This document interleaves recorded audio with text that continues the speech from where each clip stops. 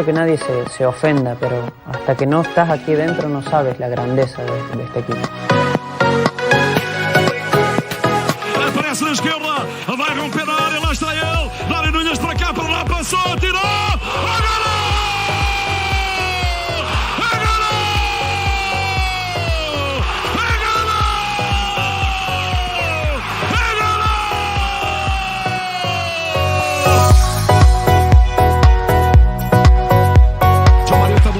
Rompeu, vai marcar!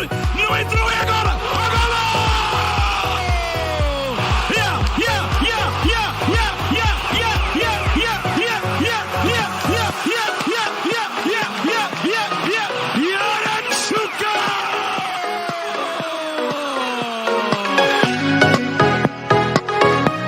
Ele vai atirar!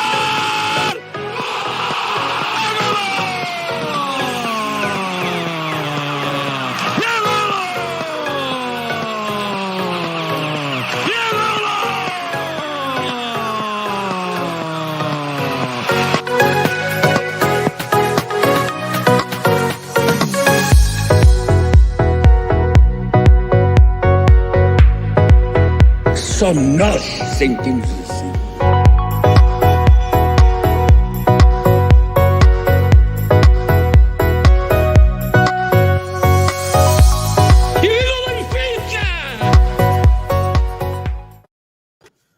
Good evening.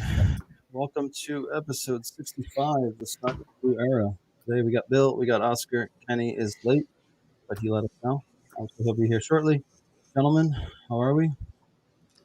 Hey, boys, how you doing? Very good, very good. How's everybody doing? Oscar's got all the alcohol behind him, ready to go. Yeah, after this past week, yeah. All right, we'll get there.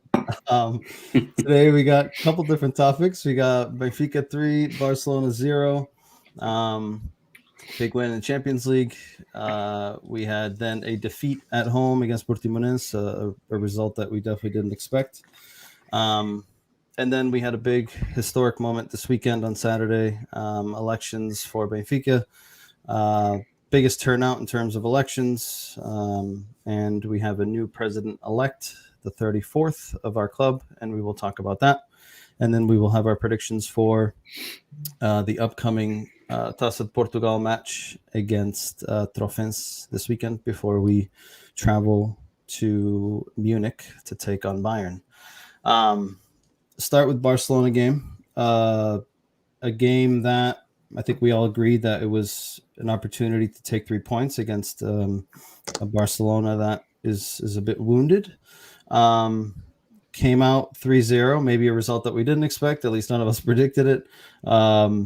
We came out with the lineup that we probably all would have expected, with the exception of, we were playing with the idea of if JJ decided or thought about this, we would do that. But Vlaco Dimos, Vertonghen, Otamendi, Verissimo, Grimaldo, João Mário, Weigl, Lázaro, Darwin, Yaremchuk, and Rafa.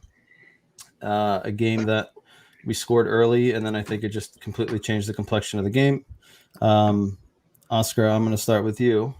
What were your thoughts on the game? And I know that you were going back and forth with Kenny, and hopefully he'll join soon. But about, right, we beat a name, we didn't beat a big club.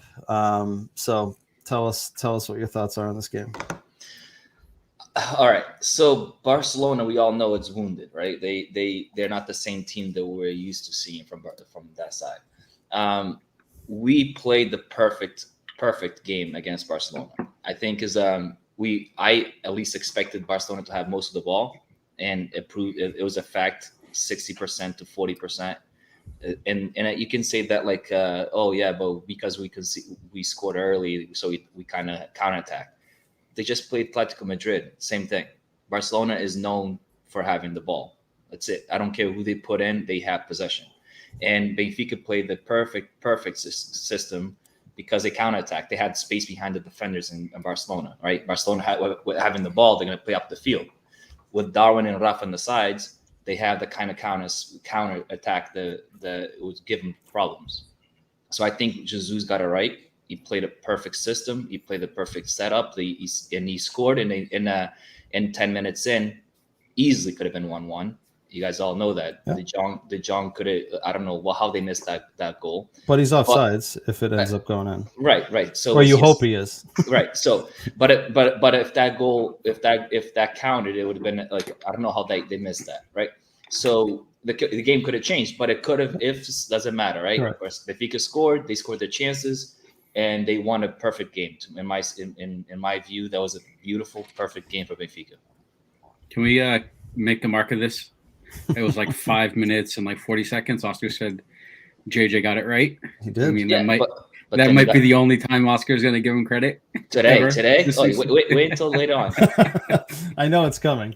And just for stats wise, Benfica had 12 shots, 6 on target. At 4 corners against 5. We had 42% possession against 58. Barcelona had 8 shots, 1 on target, which I'm assuming is the one that Lucas Veríssimo took out. But that's 2 games in the Champions League, and Barcelona basically has 1 shot on target in 180 minutes of football in the Champions League, which is completely surprising. I have a question that I'll ask you guys after, but I'll let Bill go. What were your thoughts on this game? No, I agree with a lot of what Oscar said. I think Benfica came into the game with the idea of counterattacking, right? They weren't going to come into this in boss possession. I don't think that's ever going to happen against a Barcelona team, no matter how wounded they are, no matter who's in there. Like Oscar said, they're gonna keep possession of the ball. And Benfica lined up and had the perfect tactic, right? Sit back, defend tight, and then hit him on the counter. We have the pace with Darwin and Rafa on the wings. And Yaremchuk did an unbelievable job with his back to the net in this game. He didn't have a lot of like opportunities where he had like scoring chances, but he did very well holding the ball up and kind of waiting for the team to get up the field with him. And then, I mean, Rafa again sitting in that like number 10-ish role causes all sorts of havoc in those tight spaces. Again, it was a perfect opportunity for Benfica to play Barca, and we took advantage of the chances we had. It definitely could have been 1-1 with that chance early on from was it De Jong? Yeah, De Jong. Yeah, that one. That could have changed things. If they had tied that up, that definitely would have changed the game around a little bit, but it didn't go in, and Benfica took advantage of the chances they had. And I guess the topic to cover here is, right, we talk about Barcelona's wounded. Barcelona's not the same team that they were before. But at the end of the day, right, and at least from my perspective, right, when I say that this is an opportunity for Benfica to take points against the Barcelona team that's not the same that we're used to, I'm saying that, right, like on paper, they still have talent, right? It's just that they're not able to put it together at this point, whether it's the players, whether it's the manager, whatever you want to call it. But when you look at their lineup, right, like, right, and Oscar said we beat a big name, we didn't beat a team, right? And to some extent, I agree with that, right? We didn't beat it.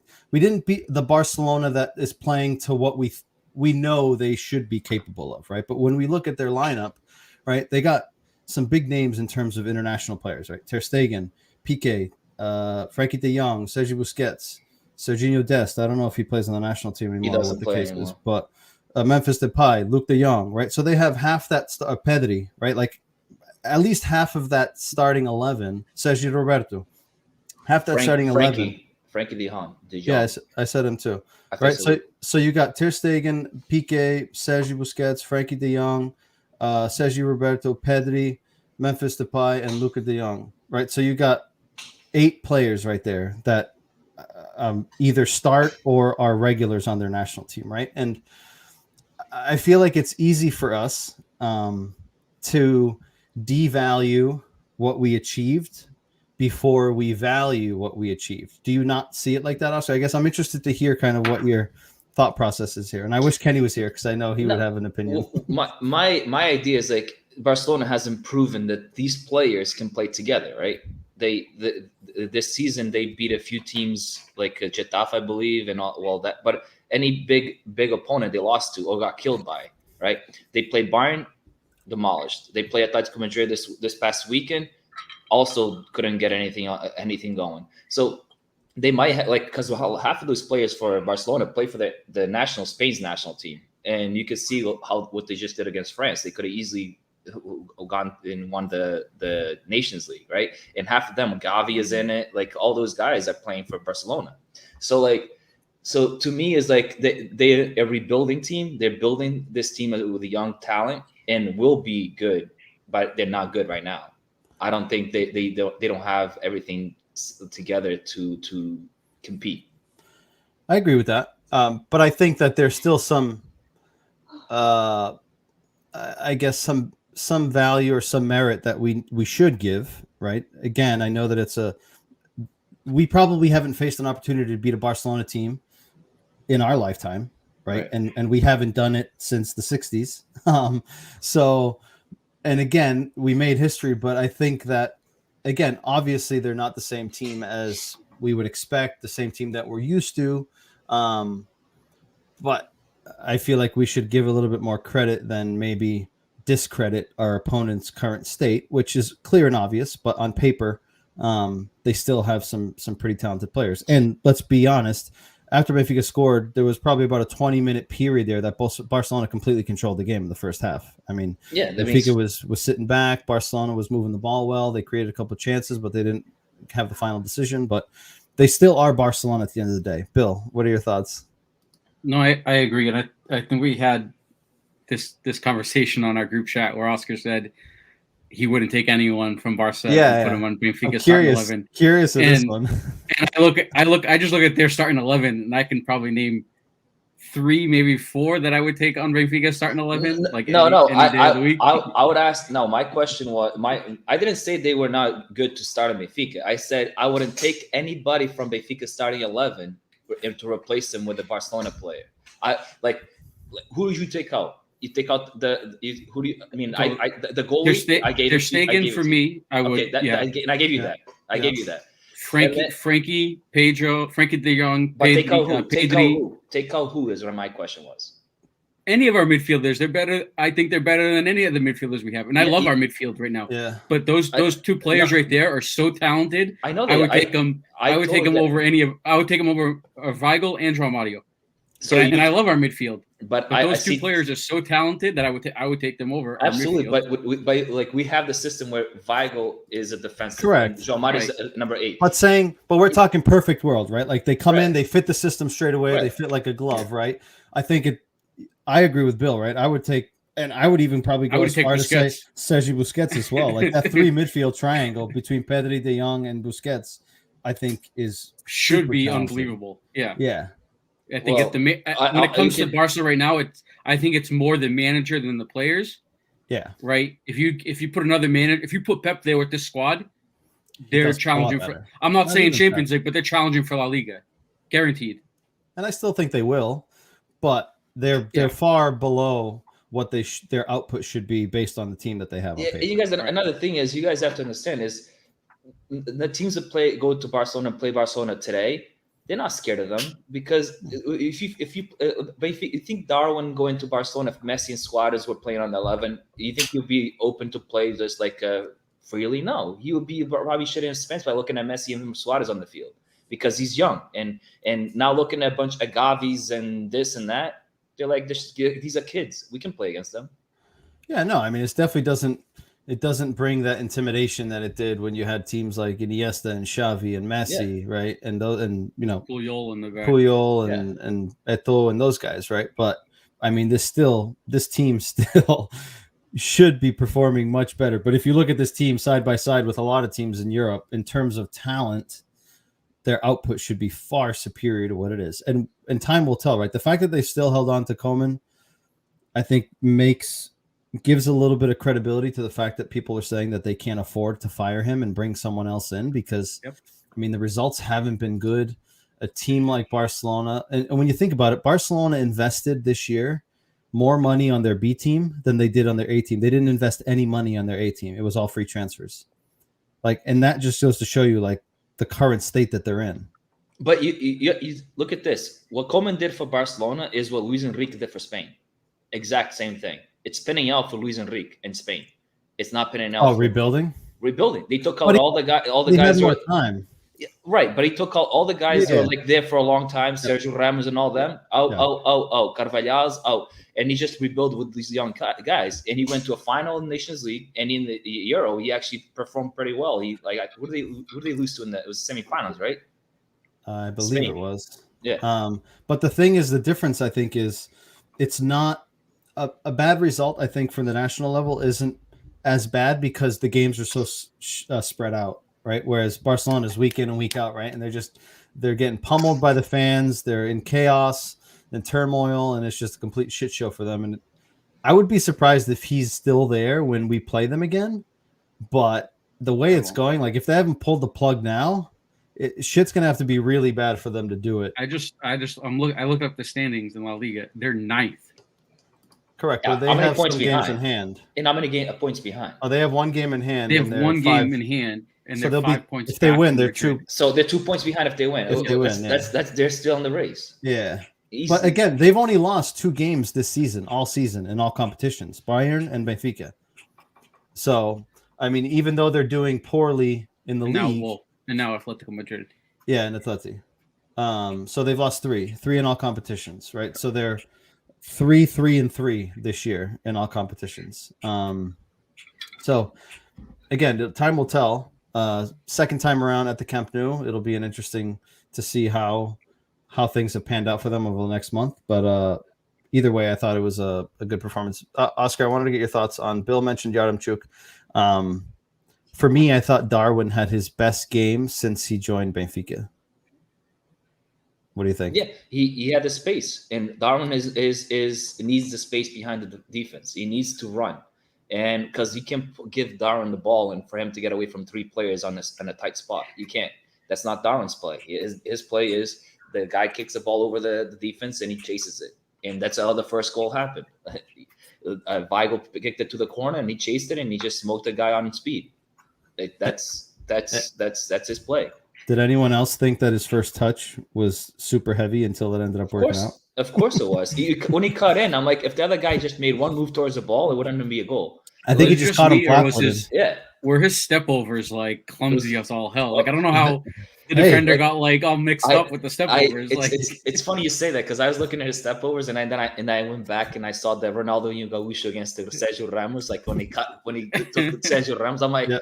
There's a guy that plays soccer and another one that just like plays in the fucking recreo or some shit. It worked. It totally left. I don't even know who that defender was. It might have been Sergio. I think it was Eric Garcia. Was it him? Yeah. Dude, he torched the shit out of him. He left him flat-footed. So whatever the hell he did, it worked. Yeah. It's called speed. Yeah. Match MVP of the match. Goal point has Weigl 7.5. Darwin is 6.8. Oscar, who do you give it to? Man, we performed as a team. If I could give it to our defense for not allowing a shot on net, I would give it to them. We see those guys blocking the balls, but then again, Darwin scored 2 goals at the end of the day, and nobody stood out more to me than Darwin because of 2 goals and because he had a good game. So I'll give it to Darwin. Okay, Bill?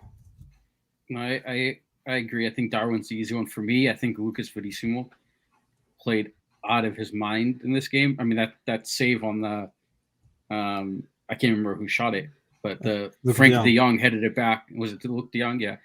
And he made the save on that. Was on that. I mean, the fact that he kept on and coming back instead of just. I mean, everyone else kind of stopped, and he made the run back. That was unbelievable. I thought he played well, and I mean, I think you could probably pick anyone in the starting 11, and you wouldn't have a bad argument. And even João Mario and Weigl in the middle, they completely controlled Busquets and whoever was there with Busquets. Like it was good. It was good to see. I mean, even it was more defensively, but it was good to see those guys. I think the game changed a lot too when they had to take PK out, or when they took PK out before. Yeah, he should have got sent off. Got sent off because when they took PK off, they moved. I don't know why. Frankie de Jong back into that center back role, which completely and they lost in midfield. Because he was controlling the game. He literally was controlling everything, and he was the only one making those like deep runs from the midfield into Benfica's attacking half. So when he did that, it completely changed Barca's game and it fucked them. Yeah, you could tell second half was that's where we shined, because first half we scored that goal and it was Barcelona for most of the first half. Yeah. Right, and everything was going through De Jong. Frankie De Jong controlled that game. Kenny, right on cue before we jump away from this, and Kenny, give us your thoughts on this game. And we already kind of touched briefly on Oscar's comments in the chat about how we beat a big name, but we didn't necessarily beat a big team. I can't remember the exact wording, but it was more or less along those lines. Give us your feedback. You're on mute. Muted. Unmute Keep yourself. Talking. Rookie. There you go. There we go. No, yeah. So sorry I'm late to the party today. It's been a busy afternoon. But no, I mean this game feels like it was such a long time ago. But to Oscar's point, I mean, I guess I understand what he means by that.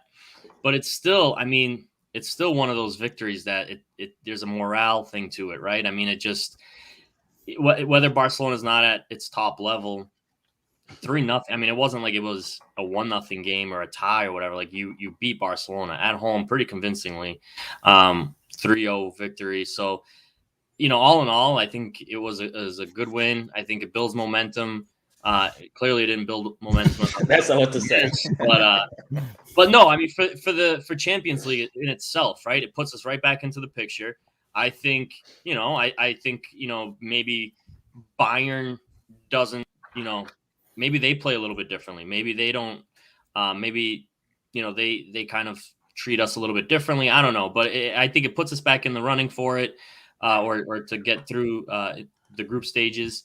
And I loved it. I mean, the fans loved it, the players loved it, so it was good. It was a good victory. Who would you say was your MVP? I would think Weigl.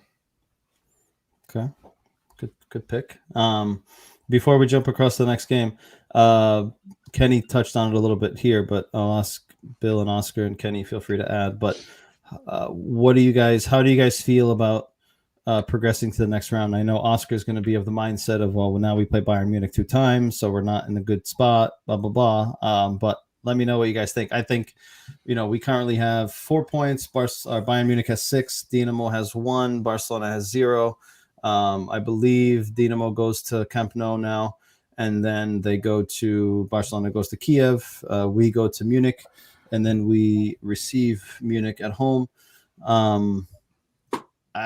Like we talked about before, I think a game away to Bayern Munich, I think you basically just have to chalk it off as a most likely defeat. If you come away with any points there, it's a massive, massive result.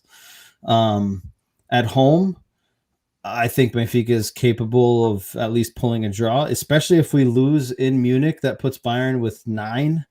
Puts us with 4, and even if Barcelona wins, they have 3. Dinamo has 1, right? So Bayern's in cruise control with a 6-point gap and pretty much qualified, right? Then it's just a matter of, do they want to go first or second? So the second game at home, really, it's like, okay, do we lose? If we lose there, right? I think it maybe facilitates that home game. If we get points there, I think it makes the home game more difficult.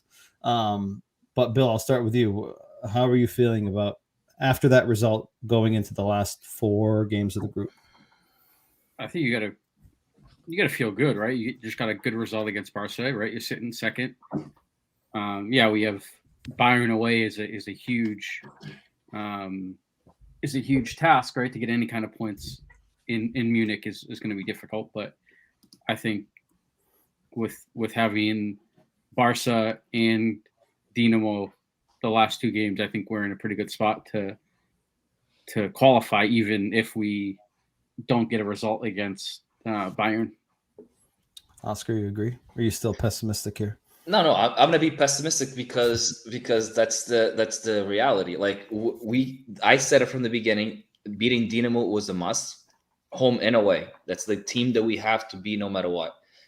Beating Barcelona we were expected, in order to go in first or especially second place, we had to beat Barcelona or get points from Barcelona, right? We did that, but we needed those 6 points against Dinamo. Because right now, if we get the 6 points against Dinamo, this win against Barcelona basically puts us through. right? And now with 4 points, and we're gonna play. We most likely gonna be Dinamo at home. If we lose to Barca to Bayern both games, right? Because we're capable of losing those 2 games. Those games are most like our chances are very limited. We have to go to Camp Nou to go through in the Champions League. So, right? so Camp Nou, this is until I think we go to Camp Nou like already next year, right? No, we go to Camp In a Nou. month. I'll tell you right now. So we play Bayern next week. We play Barcelona the 23rd of November. So a month from now. So they have 1 month to get their shit together. Like we talked about this earlier. They have a quality squad. They just have to play as a team, right? So they have 1 month to get their shit together. Playing at Camp Nou is not going to be like we just did right now and decided to lose. It's not even close. If we lose that game at Barcelona, we can kiss our chances goodbye to pass forward. We go to Europa. Depends on the next 2 games. Depends on the next 2 games with Barca. If they beat both those, no, I'm talking about Even Barca. Barca Depends on what they do. If Barca drops points against Dinamo. Dinamo doesn't take 100%. But because every team, Barcelona, Benfica, and Bayern, are expected or came into this group thinking, okay, we get 6 points against Dinamo, and then let's fucking fight for the rest, right? But Benfica is the only one so far that hasn't done it. So I just want to add. So Oscar, coming into this, right? You said we had to beat Dinamo, and we had to at least steal a point from Barcelona, right? Correct. So where are we any different, right? Because where we're different right now is we didn't get the 6 points against Dinamo so far. No, but we only expected to get 1 out of Barca. You got 3 now. You're in the same position. You're in the same position that you would have just reversed. You're still sitting at 4 points. You just didn't get them from Dinamo. You got them from Barca instead, which is better because you're head to head. Right. So look at this. If we beat, could we be better? Could we be better? Right. We could have had 6 points and be in way better position than we initially thought. But at the end of the day, I'm still 4 points is what we all expect, or at least wanted out of the first 2 games. Point wise, I just gave you the scenario. If Barcelona beats Dinamo both games, and that's a big if because we expected to beat Dinamo and we didn't, right? So, but if Barcelona beats Dinamo both games, everybody against Bayern, and plus Bayern's playing Barcelona the last game of the group, right? That game is going to be probably a B squad playing Barcelona. So if we needed to go through, we needed the 6 points against Dinamo. That's in my opinion. Now Dinamo can steal points against Barcelona, put us back on the driver's seat. But if that doesn't happen, we're not in the driver's seat because we could be in third place after this next 2 rounds, and then not in the driver's seat anymore. Fair. I think it depends on. I think it more depends on that second game at home against Bayern Munich than the first, because again, I think going into it, our expectations are that Bayern is just much better. They're a well-oiled machine on paper, on the pitch. They're playing very well, but at the end of the day, the ball is round, and you just never know, right? Of course, we're capable of fucking pulling a rabbit out of a hat. Yeah, look, it's going to be a tough task, the Bayern games. But, nothing's gone the way we thought, right? We thought we would beat Dinamo. We ended up tying. We thought we'd maybe tie Barca. We ended up winning. So I agree. I think Bayern away is one thing. Bayern at Stade de Luge, maybe we come out with a point. Which they could very well be using a B team at that point. Correct. If they beat us at home, they got 9 points, right? Now they're in cruise control in first place. And I'm also saying Dinamo takes a point from Barca as well. I agree. And that could possibly happen. That could very possibly happen. But if Bayern beats us away, right, and at Bayern, and Barcelona wins both their games, Barcelona is only behind Bayern 3 points. So Bayern's not going to go to Stade de Luge to just fuck around. Correct, but again, we're all hypotheticals, right? Right. Of course. I said it at the beginning before the group stage started. After the Dinamo game, I believe that Dinamo takes points from Barcelona in Kiev. Whether they do it in Barcelona, I don't know, but I think they take points in Kiev. Is the Kiev game first, or is it at Camp Nou's first?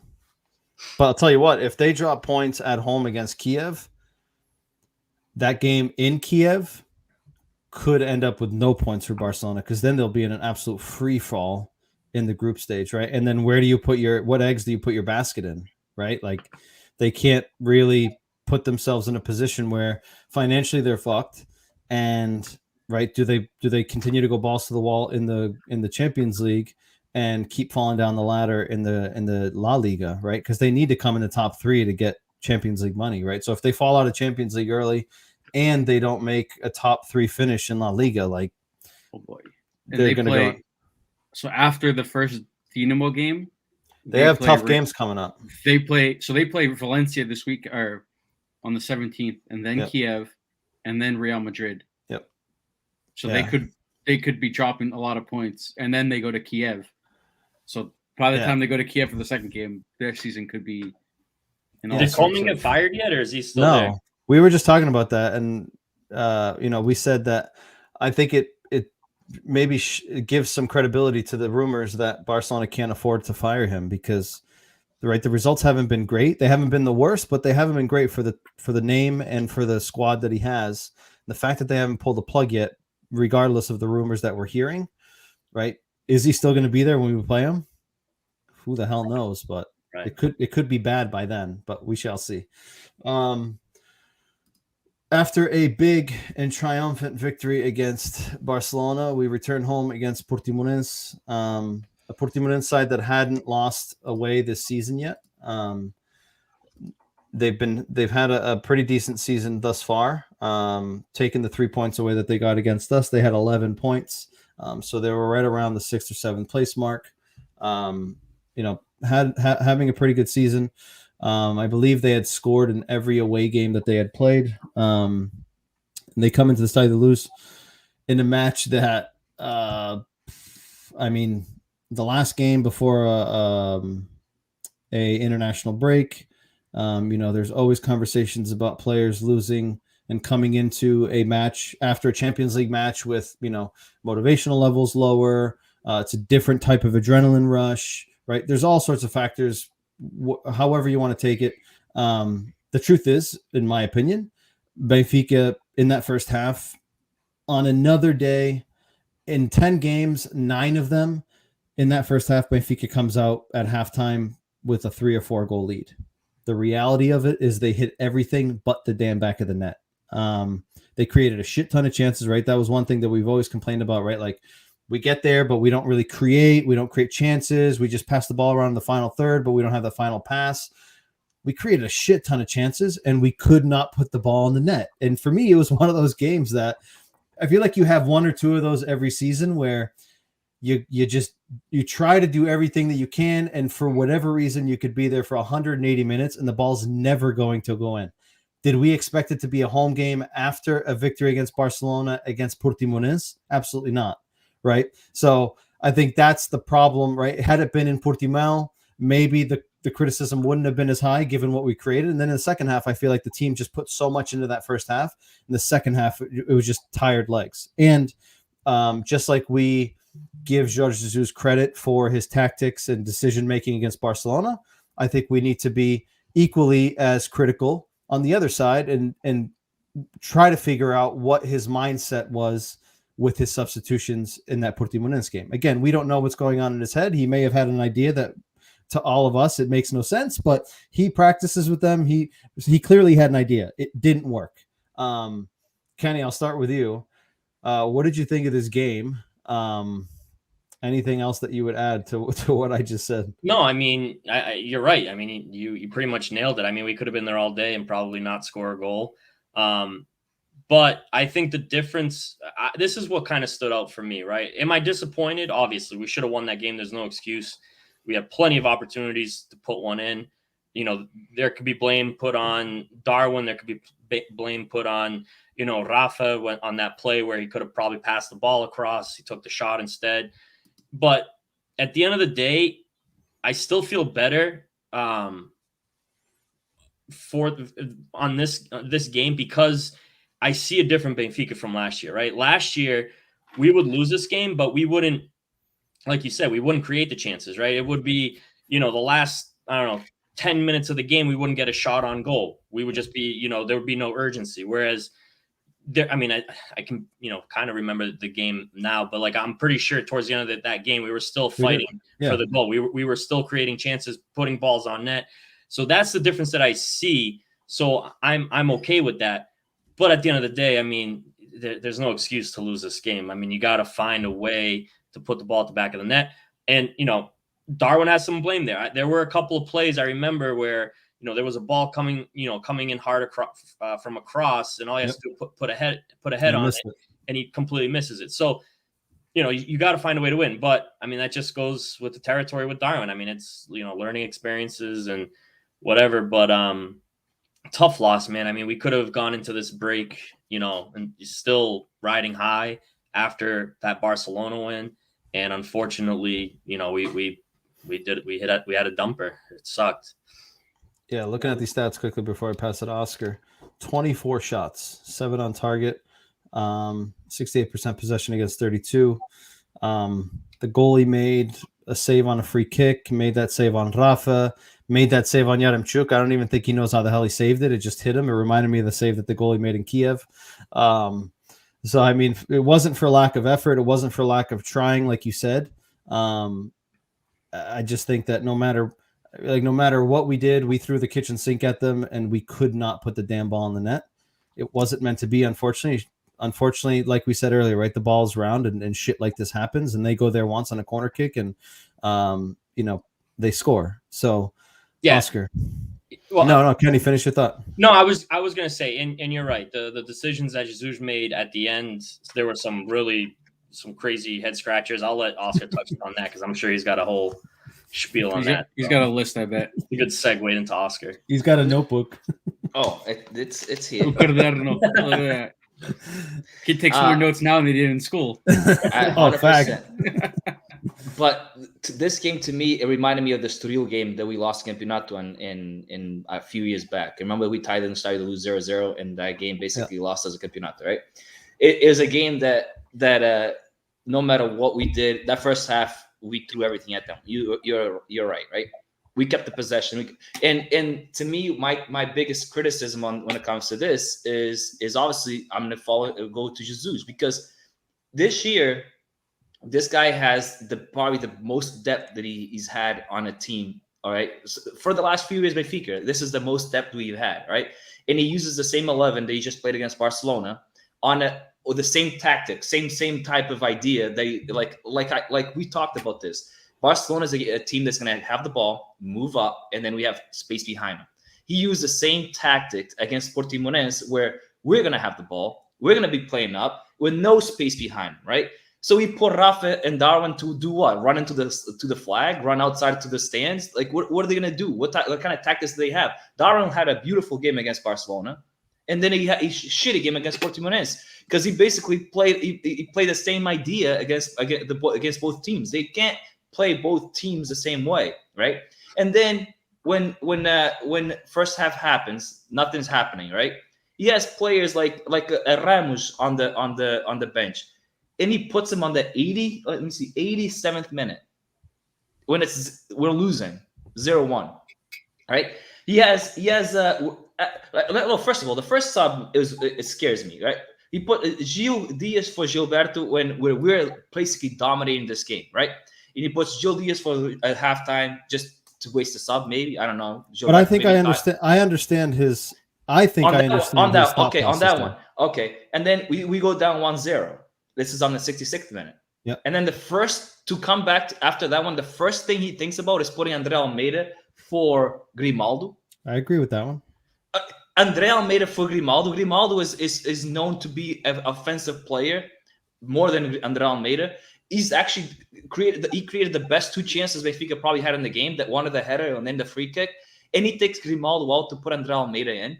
All right, and then maybe that's not going to work. Let's put Adel Taarabt And for Weigl, maybe that will change the game. What's a fucking Deltarat gonna do? Well, I understand his thought He's more process on that one No, too. it's not gonna. It's not. He's gonna lose ball to go counterattack and go 2-0. That's what he's gonna do because he didn't do shit. Right? I know he didn't do shit, but for me, All right. his mindset there is a player that can burn lines and a player that is going to play that risky pass that we need. All right, And I know so you're by- going to by- say, why not put Peasy?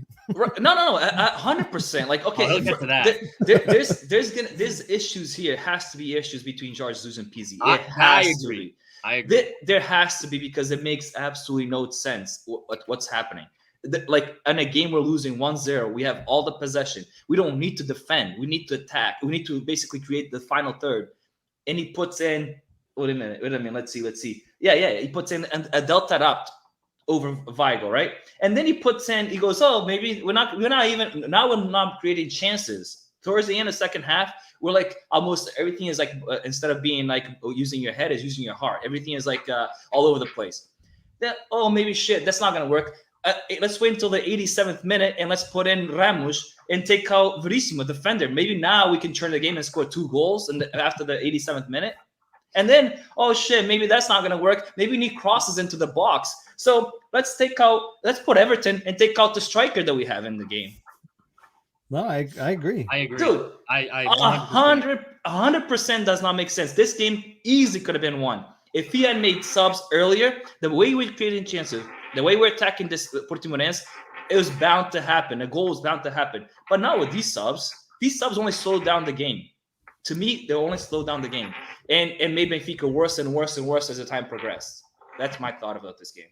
No, I agree. And like I said, just like we should be able to give credit where credit is due and to say whoever it is did a good job, I equally agree that some of these substitutions in this game were definitely head scratchers. But again, at the end of the day, regardless of those substitutions, before those substitutions, Benfica should have put this game away.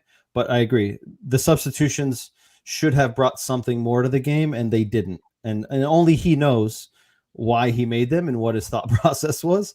Obviously, for us on the outside, right, we don't know what the hell they practice and what their strategies are and their tactics. But from us on the outside, we're looking at it like you said, right? You need a goal at least, and you bring in a defender for a defender, right? You need a final pass, right? And again, you can argue, okay, Tarat, right? Okay, he's going to give you that. But like you said, right, like you got a guy like Peasy, right? What has Tarat done, I guess, in fairness, this season to warrant coming in before a Peasy, right? I think those are all valid arguments. On a game that you had all the ball. You had all the ball. So who do you trust more with all the ball when it comes to the final third? Yeah, no, I agree. I just don't get it. To me, come out and say, listen, this is what's going on with PZ. Like, this is what's happening. And just, like, it makes absolutely no sense. You're captain. I don't know what the hell's going on. PZ probably made love to his wife, took his daughter. I don't fucking know. But, like, just come out and say it. Is PZ still a captain? I don't know. Maybe PZ has nudes of JJ in the locker room. When he comes in, everyone gives him the Bracedeira. But what has been the timeline with PZ lately? Like the last 5 games, Oscar's been right. I mean, he's kind of caught this on pretty early. If he comes in, he's coming in like the 80th minute, 89 or later, or he's not playing at all. I'll tell you there's right now. something there, man. There definitely is. His output this season. Let me see here. PZ has. Like while you look for that, I'm just curious. Like, if there's an injury, it's got to be disclosed, right? If there's something going on with him, like, I mean, depends, right? If he's still able to play and he's on the bench, right? I would imagine that the medical staff hasn't said anything, right? But then again, Andre Almeida played half of a season 2 years ago with like a broken fucking bone in his leg, but he was playing. It's not like here where like if a guy's in the trainer's room, like they disclose it on like the reports and stuff. Over there, like you can be getting treatment for something and no one ever knows. It would be weird if there's some bad blood there somewhere. Like I can't see Peasy being a locker room problem. I don't think that's his character. But remember the rumors from a few years ago? Yeah. What came out of that? Like I didn't see anybody come out as a fact. It was rumors that newspapers sell. Well, that's what I'm saying. Like, I mean, if it was going on, if it was going on, you see this now, and then you wonder, right? We had points of last year. We had the same questions, right? where I think it was Rafa, we started questioning it again. Like, well, the rumors the year before were ended up made the Rafa and Pizzi were the problem for, was it Lage? I think they were essentially the ones that made no sense because they're the best in. season under Lage. They made no sense whatsoever. Those rumors kind of like how do you lay a bed for Lage? That's what they said. They laid him a bed so he can leave. When those two players, Rafa and Pizzi, had their best season season. But the year before. It was the year before when he took over halfway through the year. If there was any time for the newspapers to jump on a rumor, it would be right now. I mean, like they could easily. Well, they did. They came out with after Benfica lost to Portimonense, they had like a whole page on the journal about Pizzi. Yeah. Oh, really? I didn't know that. Yeah. Looking at his games, so in the Champions League, he started none, substituted on twice. He played a WAP, Oscar. I know. Take a deep breath here. Have a drink that's behind you to calm the nerves here. He participated in both Champions League matches. He got 1 minute against Dinamo and 4 minutes against Barcelona. In the Champions League qualifying, he started 3 out of the 4 games. He started against Spartak both games. He started against PSV at home. He was the captain in all 3 games. He played 65 minutes against Spartak both games and played 74 minutes the first game against PSV. And he was a substitute not used in Eindhoven. And then in the league, he did not play against Portimonense in the first week, but he was on the bench. Second game against Aroca, he captained the team, and he played 57 minutes. He played 32 minutes against Gil Vicente. He played 45 against Tondela, 17 against Santa Clara, 1 against Boavista, and 24 against Guimarães. And then against Portimonense, he didn't come in. So, and he's got 2 assists this season. So I agree. I think there could be something there. We've talked about it before. He has had his worst seasons at Benfica with JJ.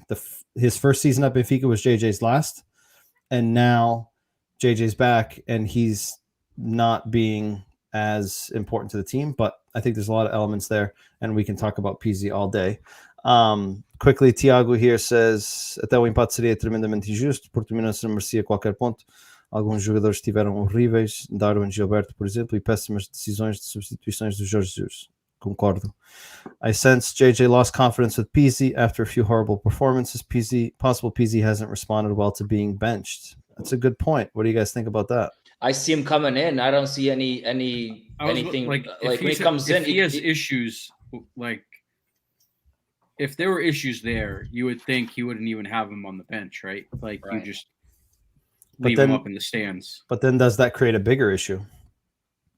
Of course it does. If Pizzi's on the bench and he uses him on the 89th minute when he's a captain, he comes in to just kill minutes. It's like it's legit like telling Pizzi, dude, you're just like at the bottom right now. Yeah, he's definitely sending a message. That's I'm sending you a message type of sub. That's not like, because even responding playing wise, right? Like how can you respond with your performances if you're just getting a couple of minutes towards the end of the match? You can't. There's no way you can even respond that way. For me, there's something like personal there. There's something going on. I'll tell you one thing, and I'm a Benfica. I'm legit Benfica. But if I was on the bench against Portimonense when they at the 95th or 97th minute, and I'm Pizzi, I'll pass by Jesus and be bem feita and walk away.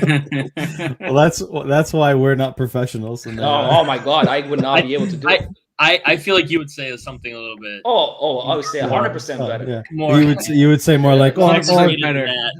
Chiclas do caralho, vai te foder. Vai mamar chiclas pra puta que tu pariu. Oh my God. Yeah, Bill, what were your thoughts on this game? We got a little derailed here. Yeah. So I missed the first half. I was off doing. Oh, you missed the best part. Yeah, but I mean, I look at the lineup and what I saw in the second half, and there were tired legs out there, and I know me, Kenny, and Mike, because Oscar doesn't praise JJ at all, but we praised him at the beginning of the year for the squad rotation, right? The depth we have and rotating guys in at the right. It seemed like he was on it, rotating guys in and out at the beginning of the season, and this looked like a perfect game to kind of rotate the squad a bit, right? But hold Coming on, off I'm going a to stop high- you there. When he rotates, we complain, right? You're like breaking up the team, you're losing the cohesion, the fluidity, right? But I then when didn't he complain. doesn't, no, I'm saying like in general, people tend to complain, right? Like Yeah. we have a core. It's There's early going in to the be guys season. complaining about anything, Right? everything. It's early in the season, right? Like these guys shouldn't be tired yet, right? It's early in the season.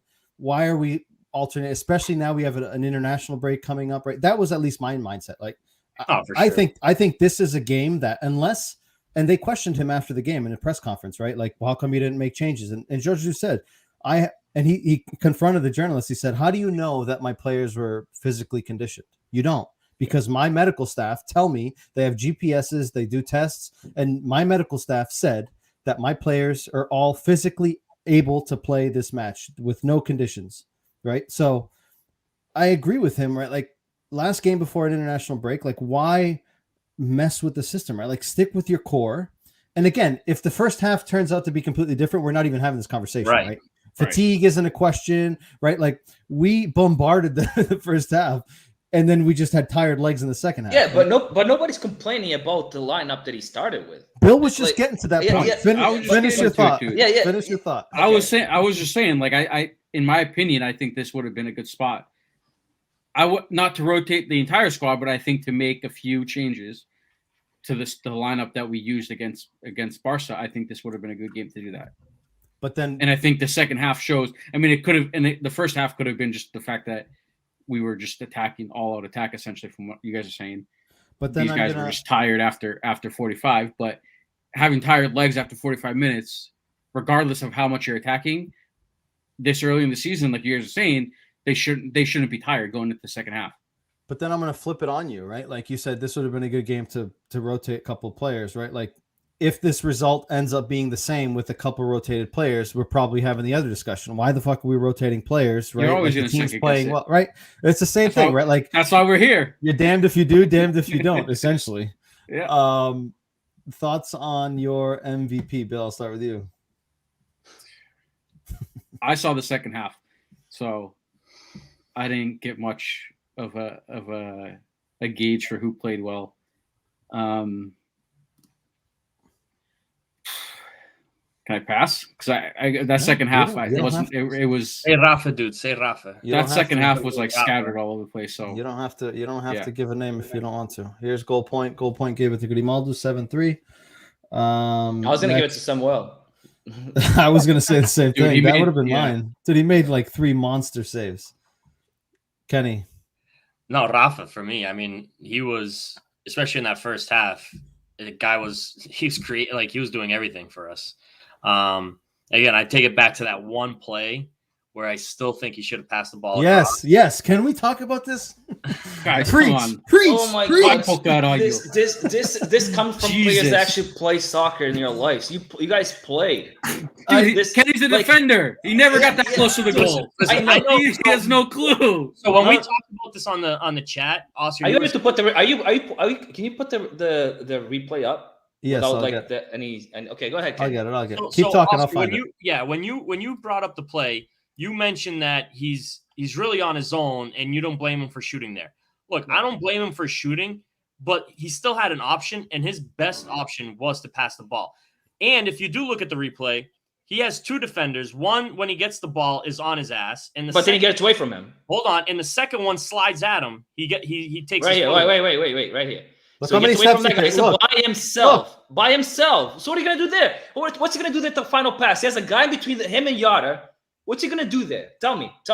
When he passes the last guy, he has the goalie and then a guy between him and Yara. Right there, he can pass. If you don't think he has time to make that pass, no. And Darwin touches that in.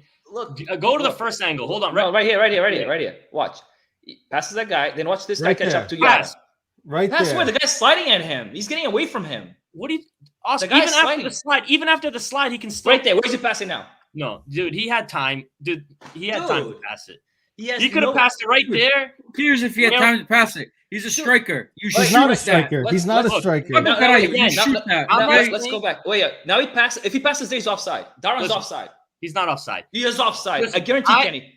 Watch this. I mean, he's if it was the offside. referee from France. He's then- offside right here. He's offside. He's behind him. Okay, it could be. There's a 50-50 chance right there. That he's Listen, off. I'm not faulting him for taking the shot, Correct. but he does have an option, and the better option is to pass that I ball. agree. across. I agree It's with a that. guaranteed goal. It It's a guaranteed goal. It would have been a better option just because he didn't score.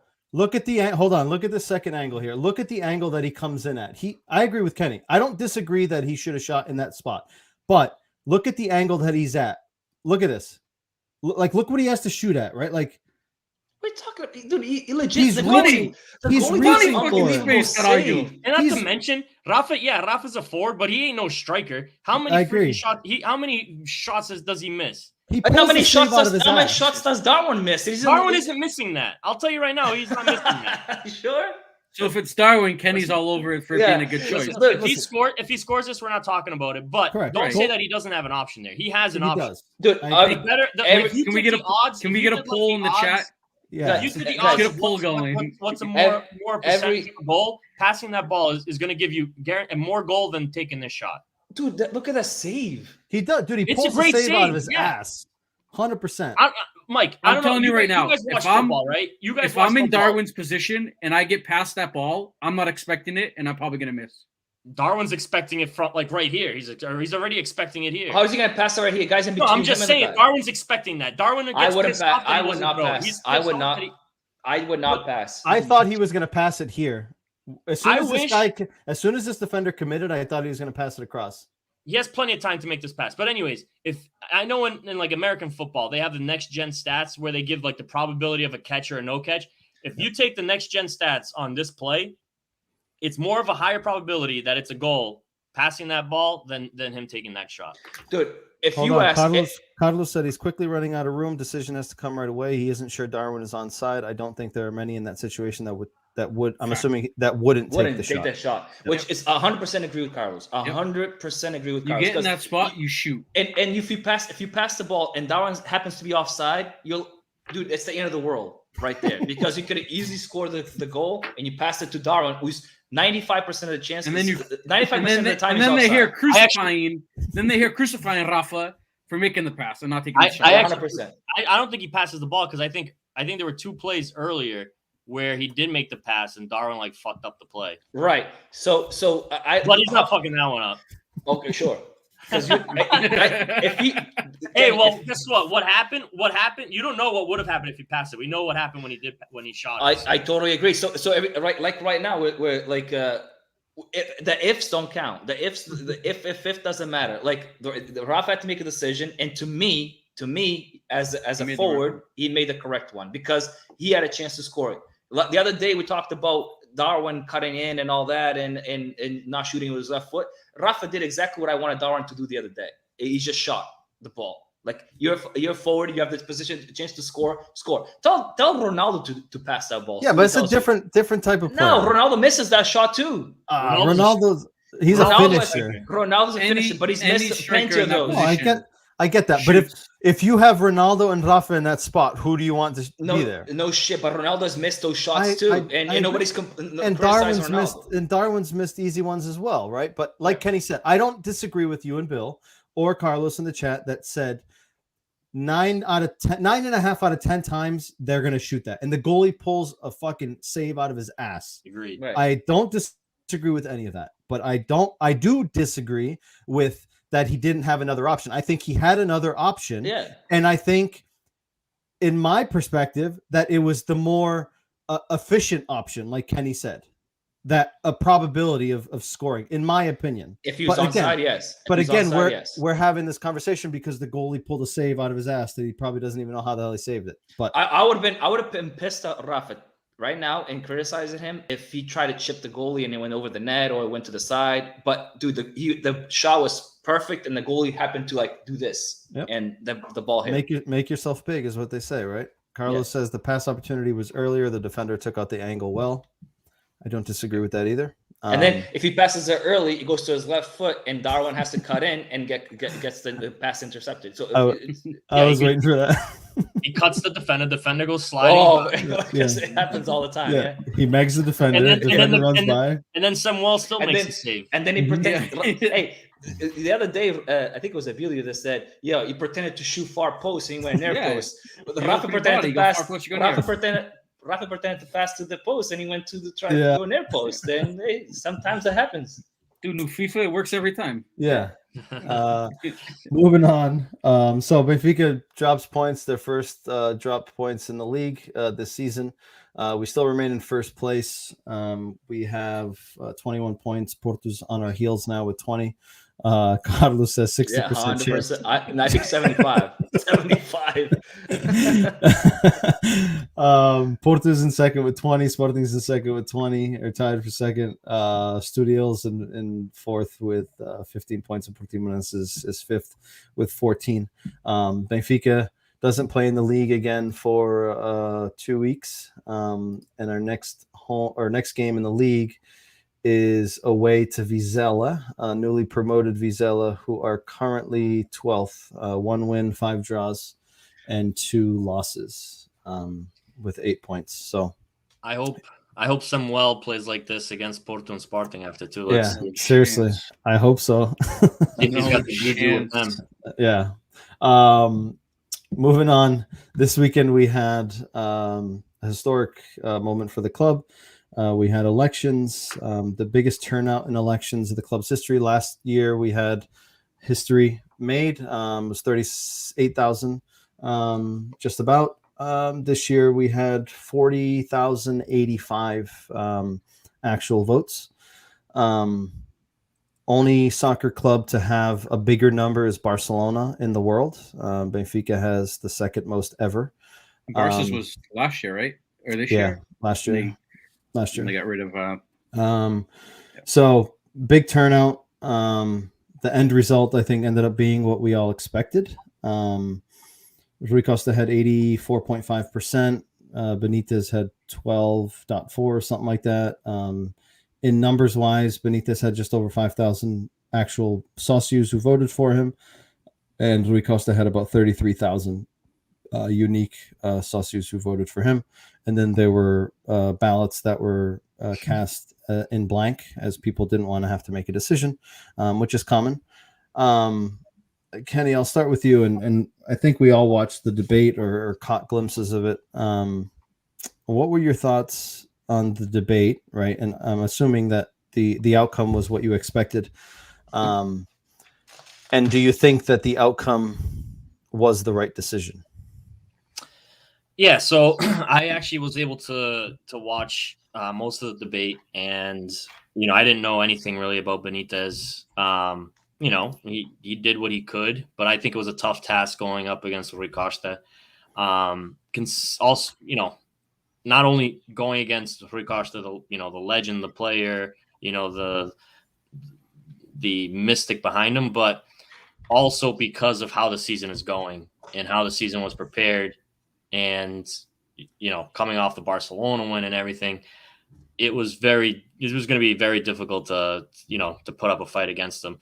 But I'm glad that there was someone that stepped in and he did his duty as a member and a socio to fight for the presidency.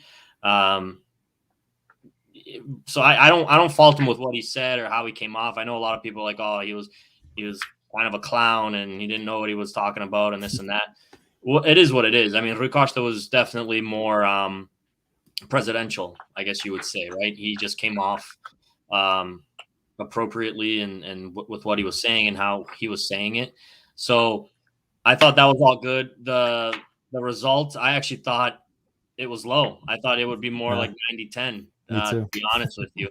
I guess those blank ballots, I don't know how you can't decide. I mean, you go to vote, you might as well vote for someone. But anyways, no, I liked it. And I also liked that it wasn't a big circus. I feel like last year the elections were a huge distraction. I felt like this was, it was set up, and then the week came where we had the 2 individual interviews and then debate right away, and then the voting, and there wasn't, I haven't heard of, maybe there was, but I haven't heard of anyone complaining about the numbers or it was such a landslide win. I don't know how you can really complain about it, but I'm just glad that it's done with.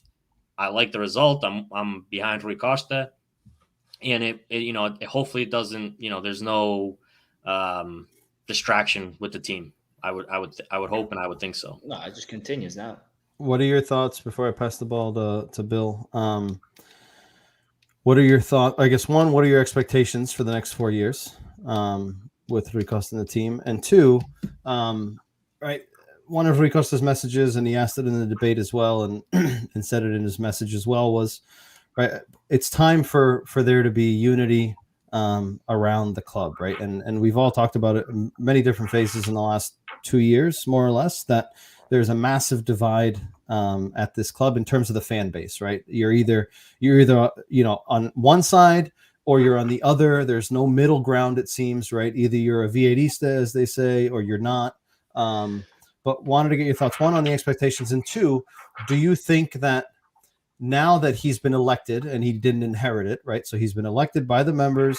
It's a democracy, right? We finally had debates after 21 years of not having them on our channel, right? We had the broadcast all day on Benfica TV covering the elections, right? Like even if Benitez knew that he was going to lose, which I would imagine he knew, there was some good that came out of him and his team and the movement that hopefully carries us forward.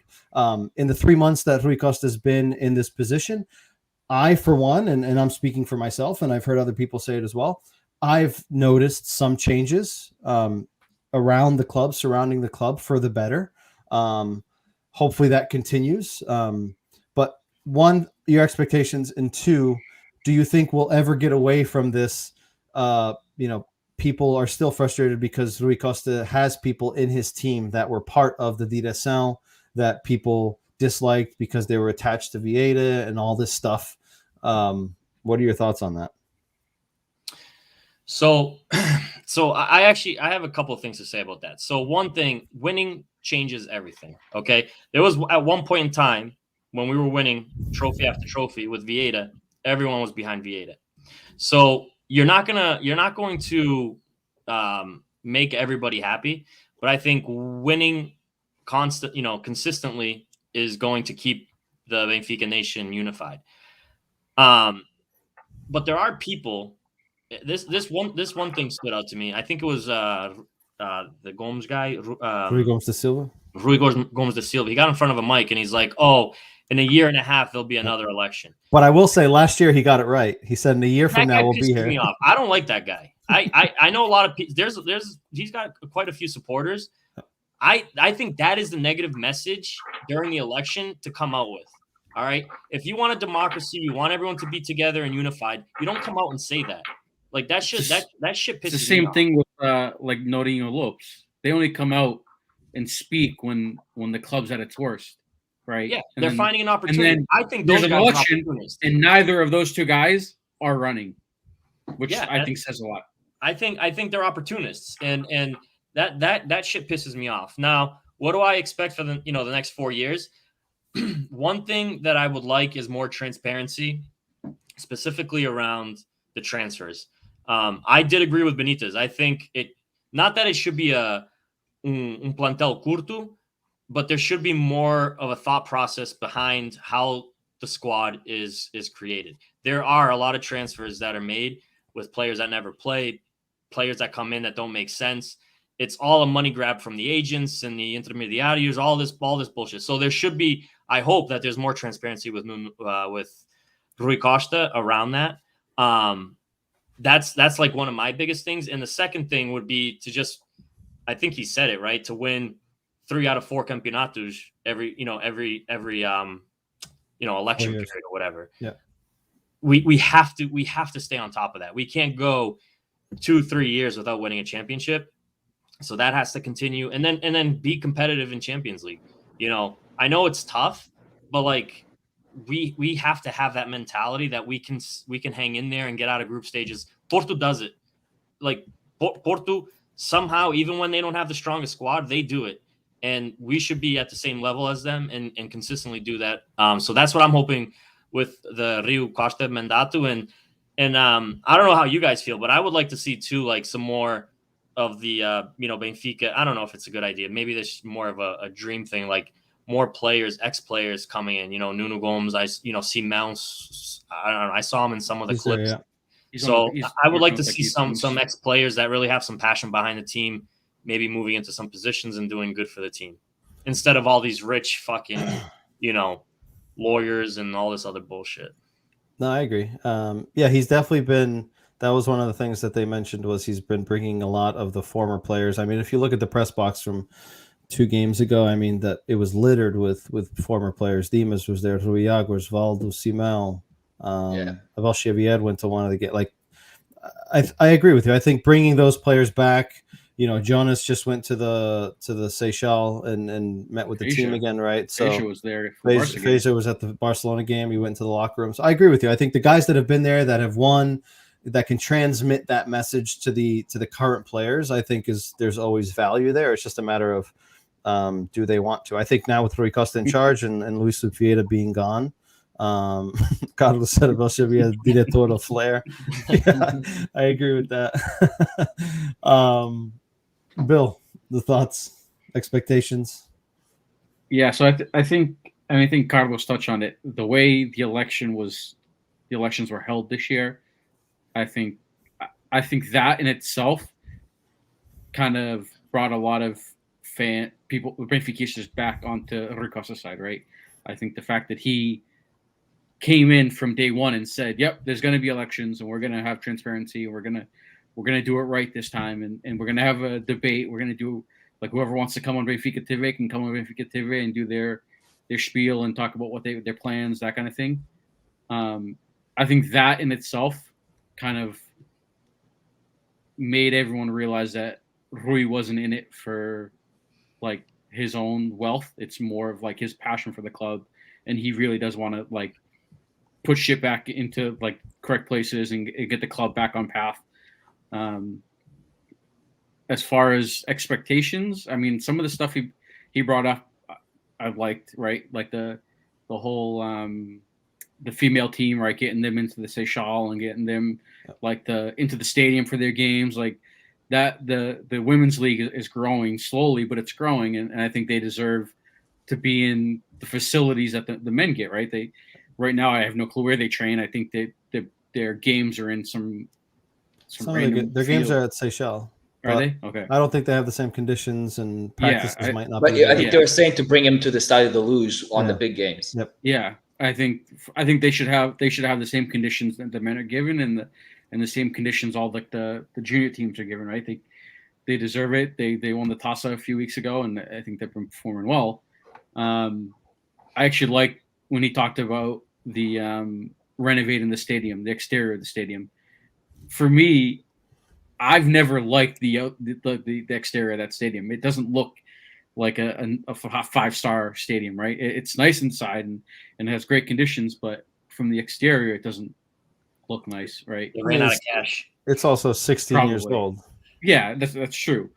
I think that I think he has some good ideas, and like Kenny mentioned, winning will kind of change a lot of people's opinions, right? If he puts a good team out, or finances a good team essentially, and they get some good results and win, and they get like the futsal back on track, winning, and volleyball and all the other sports, I think that will help bring the fans back.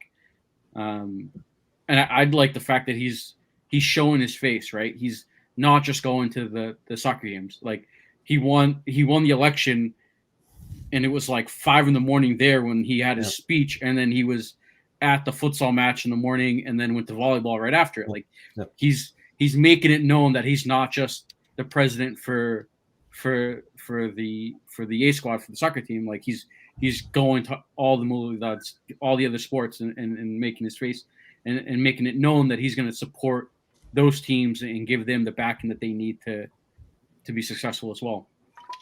Oscar, I'll pass it to you, but before I pass it to you, Tiago has a comment here. A única coisa triste no dia das eleições foi os 10 minutos da antena do Vieira na BTV, which concordo concordo. I agree with that to Mike. I was a little surprised. I'm not surprised. He is still a member of the club. He has been accused of crimes. He has not been tried, or he hasn't been convicted of anything, right? There are accusations. So at this present moment, he's still a member of Benfica. He hasn't been expelled from the club. So he has every right to go and vote. And he has every right to have his voice be heard, right? In an interview, he's a former president, right? He was there for a long time. What I don't agree with is what he said. That's what I don't agree with, right? This guy's in court.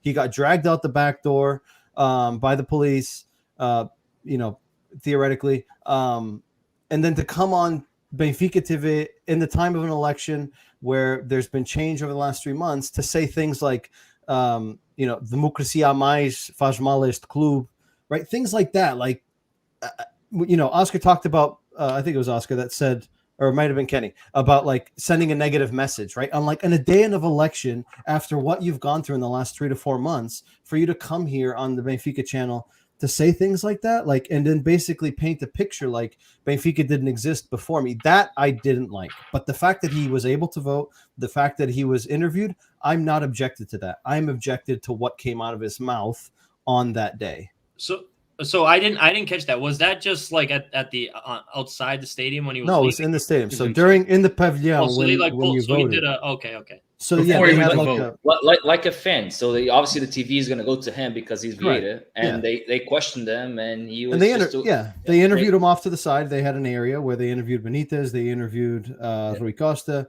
and they interviewed him. And again, I don't disagree with that because he's been accused. He has not been convicted, right? If it comes to be convicted, and he did rob Benfica or do anything related to Benfica, then I agree he should be expelled as a member.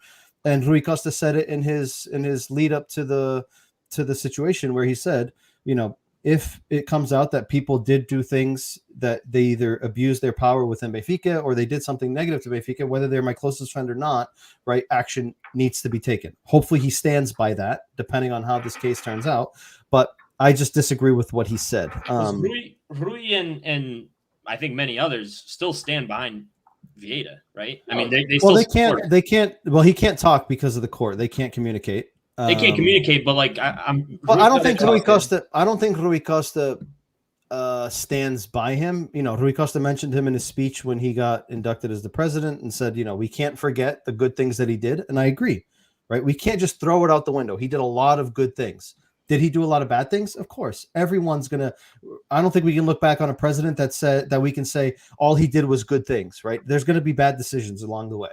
But I think once – again, as Oscar's been a defender of, right, he's innocent until proven guilty, right?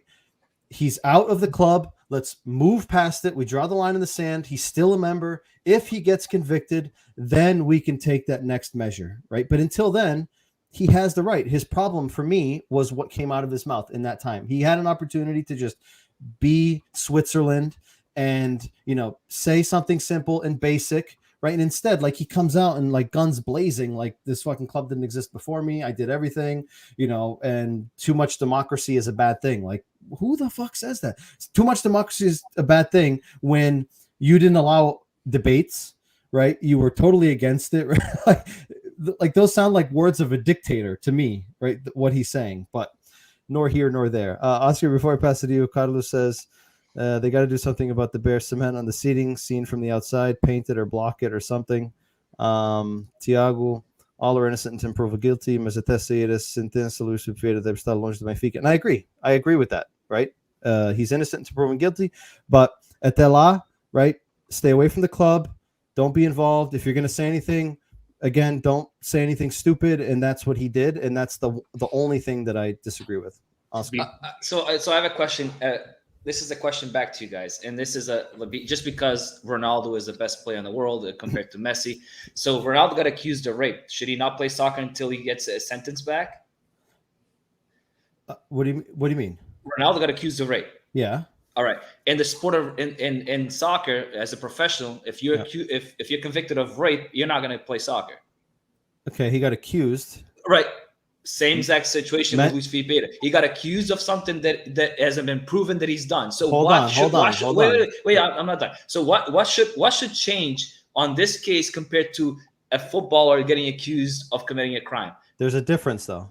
I'm What's going to explain. I'm going to explain the difference. All right, go to ahead you. and explain the difference, and then I'll go on. The difference between Luis Vieira's situation is that his issues and his convictions all revolve around money. Accusations. Okay, but in his position, because of his accusations, his current role in his job and his function would have allowed him to continue that process while they're trying to figure out this whole trial and what's going to go to trial. Ronaldo was accused, right? But his job doesn't impact that trial or what could or could not come of it, right? Mendy, for example, from Manchester City, he's in jail right now, right? Like he's not playing, he's not doing anything, right? Right. So he's also accused. So why is he in jail, not Ronaldo? Because it's accusation. But I think the courts decided to keep him in jail rather than leave him out on. Well, are you talking about the accusation accusation here in the States? Yeah, I mean, well, you can't do anything about it in a different country. That's one difference. I just like to me, it feels like, what if un delegado do Porto comes and says Rui Costa committed this crime, puts a suspeita out to the internet, the suspeita goes into investigação from the police, and then Rui Costa has to leave Benfica, like that. So accusation to me is an accusation, and until you're proven guilty, you shouldn't be leaving your charge. I mean, believe me, I like Rui Costa in the president role more than I like Vieira. I'm not saying that. I'm just trying to be fair. I'm trying to if somebody now comes and says, "Oh, that was easy to get rid of Vieira. Let's get rid of Rui Costa too. Let's accuse him of fraud, of this, of that," and then until it comes out 3 years later, Rui Costa can't be a Benfica. But the difference between being accused, right, by somebody going and say, "Oh, this guy did so and so," they have a massive list of things in the court, right? They have evidence. Now it's a matter of he said, she said, right? Putting it together and holding it up in a court, right? But I get what you're saying, right? You go and cry wolf, right? And then everyone's like, "Oh, this guy's a bad guy. We got to get him out," right? The whole point of it is, and they've talked about it in the campaign, was no arrestar o nome do Benfica nos jornais and all this stuff, right? And that was the problem, because he's going to be in court, and whether the cases have to do with Benfica or not, it's always going to be tied with Benfica. He's not even Benfica's president, and when this goes to court, it's going to be front page because he was Benfica's president. Right? During Benfica's time. Correct. Right. What if this all comes out like he said in the 10 minutes he had of Benfica? He said, "I'm going to clear my name. I'm going to clear my name. And I hope he does. It's going to come. Then what happens after? If he clears everything, he's innocent. What happens? Then he can run for president again. He's going to he's going to clear his name, and he's going to throw so many people. So bad. And he has every right to do it. And I think if he thinks that he's innocent, or if he in his mind, for him to come to say this, if has a slight chance of being innocent of what's been accused of, and then Benfica treating him the way they treated him, he has all the right. But Benfica didn't. Well, what did Benfica do wrong? Dude, everybody basically said throw him to the wolves. Okay, but everybody, Benfica, including fans. What do you mean throw him to the wolves? Hold on. Benfica had to distance themselves from this. Correct. Benfica wasn't being accused.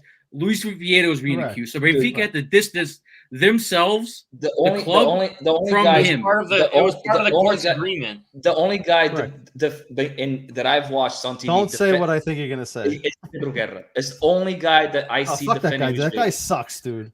That guy should not be on TV anywhere. I know, but he's the only one that's defending him. Everybody else. Benfica didn't throw him to the wolves. Benfica had to distance themselves because of what was going on, right? If Benfica continued to protect him, right, then they're going to say, what do they have to hide?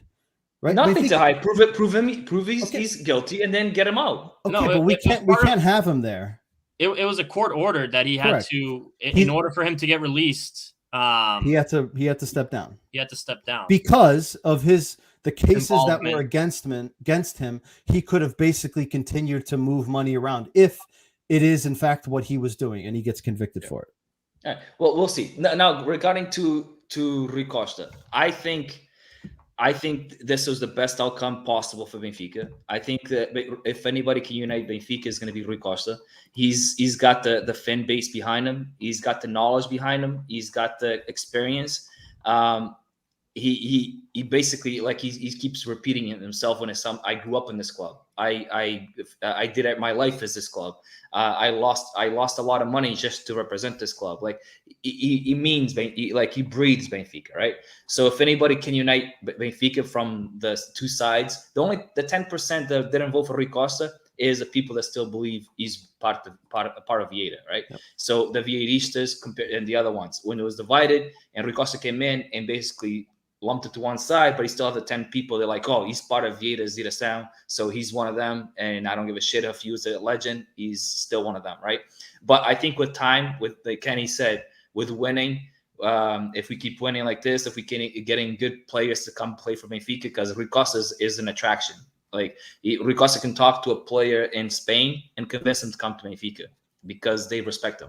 So, and it's not the same thing with Vieira going to a player in Spain and be like, hey, you want to come play for Benfica? Who the fuck are you? You have a mustache and you look like your grandfather. I think that was one of the major reasons why Vieira brought Rui back. Right. And kept him on the Direção. So when Rui Costa talks to a player like Weigl, he can convince Weigl to come to Benfica to do like, and Rui Costa said it. It's not for Benfica to come and get Weigl to be captain and stay here until he's 35. It's a stepping stone. It's convincing. It's a way to convince players, and Rui Costa is good at that. Is come in.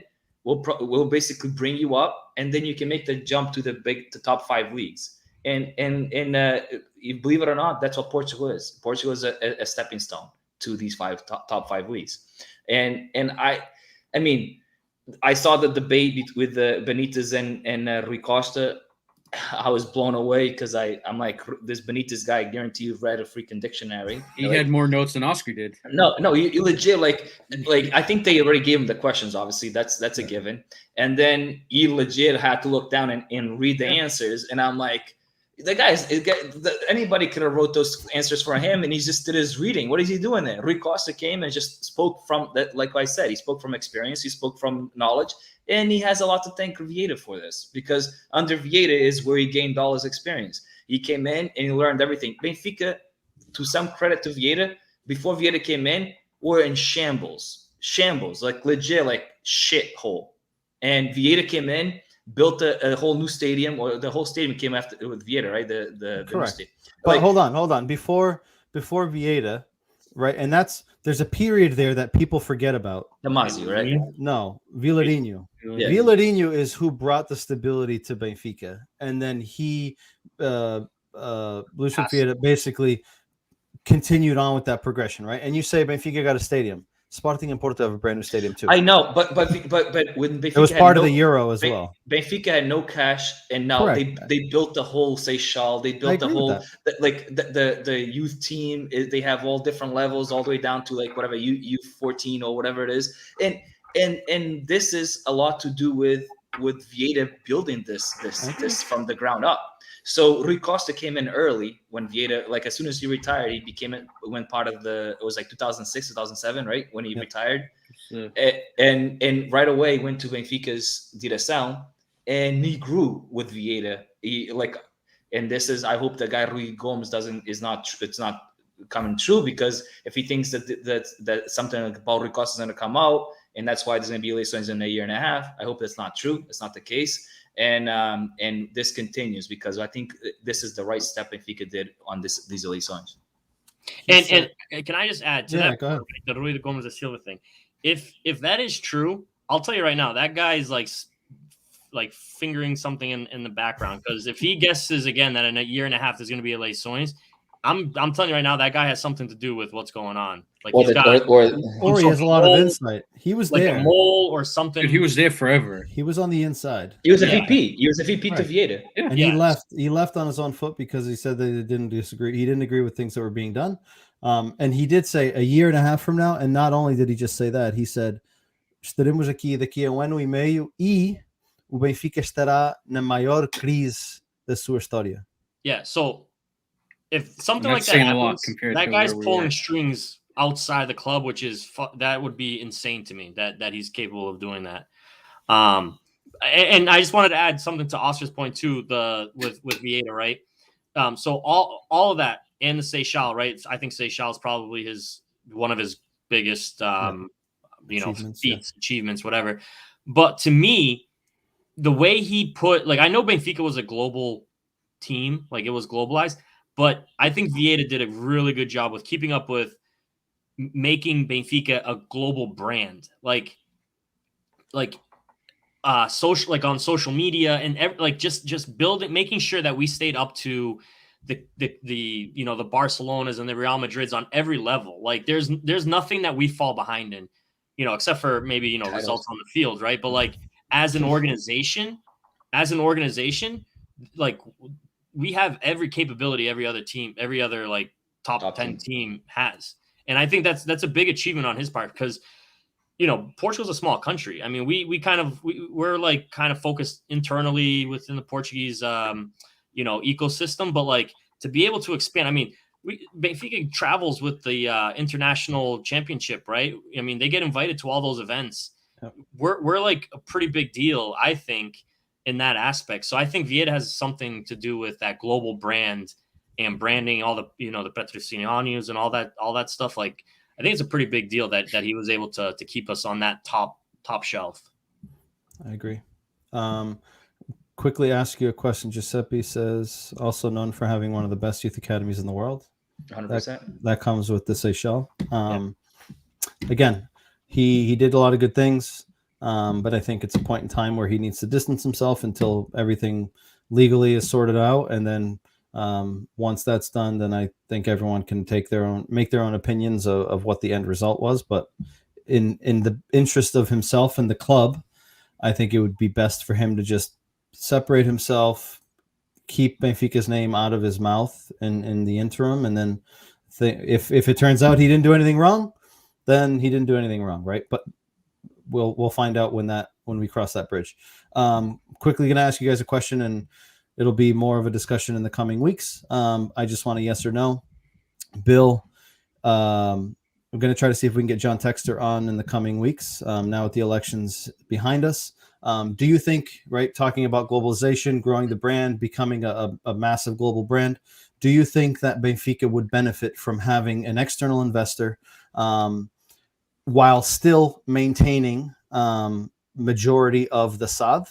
Or do you think, are you in alignment with this, a lot of the Benfica mindset of Benfica dos Sócios, and we don't want external investors? 15 seconds. Bring in the money. I mean, it's the modern game, right? You can hate it all you want, but the modern game is you need the money, right? You need the financial backing to be able to buy these players, right? Benfica can't go out every year and spend $100 million, right? We did it last year and we bought good players this year, but we can't do that every year, right? There comes a point where we have to sell. And I think having financial backing, having some kind of asset there financially, I think helps. And I mean, Bayern essentially run the same. Oh, caralho, I said 15 seconds. Okay, Oscar, 20 seconds. Oscar, you get 20. At the beginning, I was not the idea of having people come in and invest and then take the team from the Sócios, but an investor, like I just look at PSG. As soon as they had money to back up, they got Neymar's, Messi's, and Mbappe's, and all the bullshit, right? So yeah, so like you have to like I want Benfica to be big. I want Benfica to compete in Champions League. So I'm all for the money coming in. But would you prefer an investor with Benfica maintaining majority of the SAD, so yes. the SAD still owns the club, yes. or if there was a deal that some big oil money tycoon came in and said we want to buy the club, would you be I don't like that. I think I like an investment to be a backing for Benfica financially, but I like the team to still belong to the Sócios. Kenny? All right, so I think without giving up majority that we should bring in someone like him, because here's my view. Soccer is a humongous business to make money, right?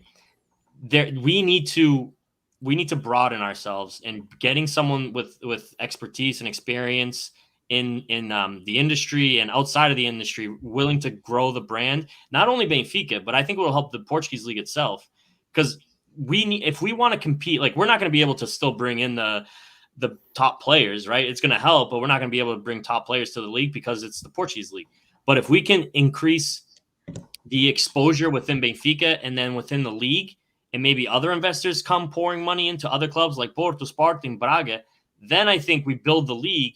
Then we can probably compete with, I don't know, this is probably a long dream, but the top 5 in the world.